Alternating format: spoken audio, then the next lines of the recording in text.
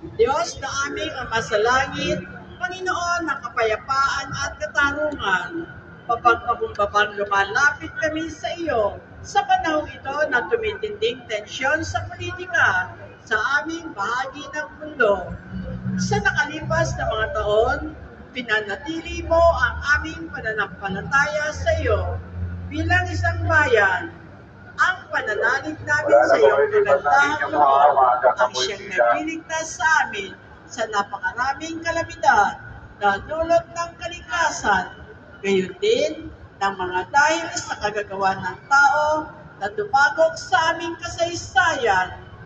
Iligtas mo po kami mula sa lagim ng digmaan. Dinggin mo ang aming pagsusumamo. Kahabagan mo po kami, Panginoon, ipagsanggalang kami sa pwersa ng kasamaang nag-uudyok sa mga pinuno ng mundo.